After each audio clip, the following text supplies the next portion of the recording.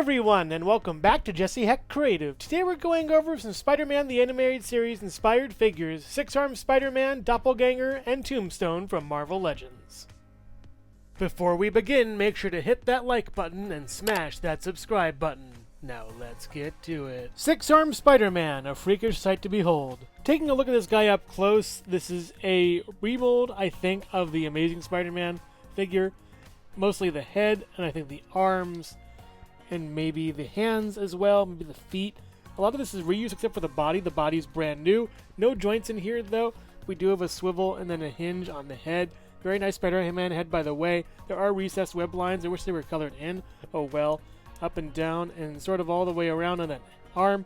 The pin's gonna bug me though. You get a swivel and then double joint elbow and then swivel and then the hand goes up and down, which is pretty nice. You also get back over here and then up and down, and then a little bit of, just all the way around if you can, then up this far on that one, swivel, hinge. Same thing with this one, it's even harder to move around, up, down, sort of all the way around if you can, and swivel, and then hinge. That's kind of difficult. You get a swivel over here, and then up and down. It's kind of okay to move as well. These arms are very strange to move. Again, 6 arms is really weird for any character, I would think. You get these splits this far over here and down. You get up this far, down, and then up here, and that works out pretty well. You get a swivel up here, swivel over here, and then down, then up, and then pivot with 2 peg holes at the bottom of the feet. This figure looks really cool. I just, wish it was with some better articulation for the torso. That's all I really need. The arms are great. This could be used for different figures. And it's a really fascinating figure to see and a really nice one to look at. On the back, you can see that big Spider-Man logo. It's sort of emblazoned there. Also stamped onto there, basically. You get some nice texture back here. And the little code thing is in, gray, which is really nice to see, actually. They're actually getting better with that. The pins are kind of awful, but yeah. This is a pretty cool figure, all things considered. Next up, let's take a look at Doppelgänger. As much as I love Doppelgänger in concept, his action figure fails to execute a lot of things that are simple. The head is made up of punched out webbing as opposed to the punched in webbing on the figure itself with larger spaces instead of smaller spaces. That's kind of weird. We also have the eye that looks really nice and compound. It's one of the cooler parts of the figure, like a bug or a fly or something. The mouth is weird though. You should have made this jawline a little bit out, jutting out, instead of he has a overbite with these grain of rice teeth, which is kind of weird and strange. The rest of the body is the same except for the feet. We also get it down and then up this far and then a pivot with legalese on the feet. We do have a punch out tampo thing right here with some writing that you can barely tell, actually. I'm very glad they went to gray instead of white or something. As far as the hands go, you get a swivel and then a hinge for that. They work out really well. You have to get 3 of these figures to get all of these hands. He only came with a weird mishmash of fists and clawing hands. He looks way better with clawing hands, so I got him all clawing hands, and he looks super nice. I really like this color scheme for him too. Normally I would go for the classic color scheme like the other Spider-Man, 6-armed Spider-Man figure, but for this one I like the darker, gritter, grungier color of Spider-Man. I feel like the older he gets, or at least the more seasoned he gets, the darker color scheme he should get. I really love this look, and I think this is way better, at least than the other figure, which didn't really do that great. There is a lot of chipping of paint on the other one. This one is pretty much fine. Just watch out for the teeth a little bit on that. But it's a really lovely looking figure that I don't really have that many complaints with. I feel like you could reuse these feet, by the way, for Vulture or something. You could take out those web lines on there. And again, the web lines on the feet and the hands are all punched out instead of being punched in. That kind of bothers me. This figure is mostly great, but a mixed bag sort of overall. Here are all the fists that I gave Doppelgänger. It isn't really an accessory or anything, it's just more fists that you can get if you get more of him. As far as your articulation for them, you can swivel and then hinge, and it works fine. They are molded to the character having 3, fingers, at least 2 and a thumb, but the tampo is all punched out on the webbing instead of being punched in. Again, that's an oversight that should have been corrected.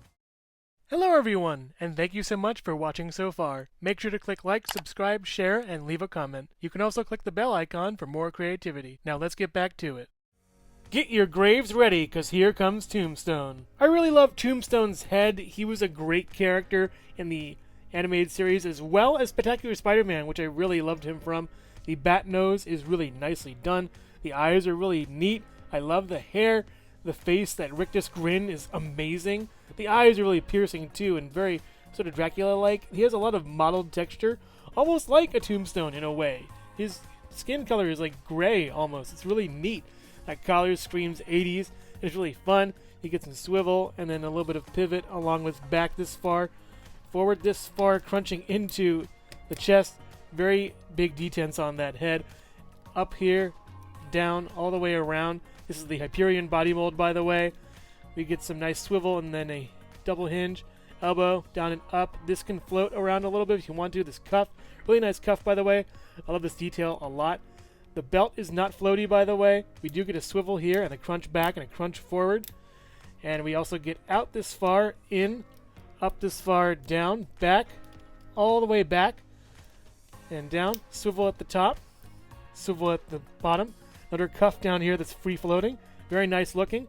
We also get down and then up and then pivot with two pegals at the bottom of the feet. Very nice looking figure. I really like Tombstone a lot, not only as a character in the animated series, but as a figure as well. His head sculpt is really nicely done, and I just love it. It's super good. He is on an older body mold. I wish they would redo him maybe soon, but I'm cool with this one for now.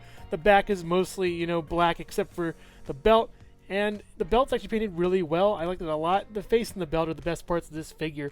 It's super cool and very 80s. 6-armed Spider-Man stands at about 5 3/4 inches tall.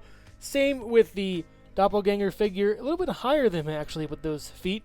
We also get Tombstone at around 6.5 inches tall or so. And they look really nice together. Also, here's Jesse Hecht Creative. Oh, thank you so much, sir, for beating up those 6-armed freaks for me. Payment? What do you mean? My whole wallet? Are you sure you're the good guy? Overall, these figures are a nostalgic blast from the past, especially for us who watch the Spider-Man animated series. 6-armed Spider-Man is great to see in the plastic. There are some flaws with him. I do find that he is very thin and skinny and doesn't really hold up under the weight of the 6 arms. The 6 arms themselves are really cool, yet they could use some web shooters, maybe some different hands or something, just for some more variety. I do get that they had to retool an entire body to make this figure, but the body doesn't have any articulation, and now with Spiral in the mix, they could really redo this figure and do it justice. There are a lot of reused parts in this from the Amazing Spider-Man figure, and that's kind of a shame, and again, a redo would be amazing for this guy. Doppelgänger is super cool and much better than the previous guy. I just find that the darker colors really suit him well. The head sculpt is nice except for that overbite. I do love all the hands on him. Even the fists are pretty cool, but these hands, these grasping hands, will stay on him, I think, forever. The clawed feet are super neat too. I love those. It's just a really cool looking figure and very creepy and scary. He wasn't in the show, I don't think, at all. He did have an action figure way back when, and I'm glad they at least paid homage to that with this guy. Tombstone is awesome as well. I love that he's not only on an old school body mold, but also an old school inspired character with the 80s. That collar, the belt, the gloves, the shoes really tipped me off to that time period, especially with the open shirt. That's awesome. His head sculpt is fantastic and really cool. Very menacing, creepy, and scary. He's very stocky, bulky, and ready to just punch the living daylights into somebody. He is really nicely done, especially for this old body mold. I commend Hasbro on making this old body mold have some new life to it. I highly recommend picking up at least Tombstone and Doppelgänger. Maybe wait on a 6-armed Spidey figure, you know, a new body mold with some new accessories and maybe more stocky at least for that. But he really needs an update as well as Doppelgänger, maybe an update for Tombstone as well, to put all 3 of them to rest. Thank you so much for watching Jesse Hecht Creative. Feel free to click like, subscribe, share, or leave a comment. You can also visit us at jessehechtcreative.com, where you'll find more reviews like this one. Thanks again for watching and keep being creative. Stay tuned!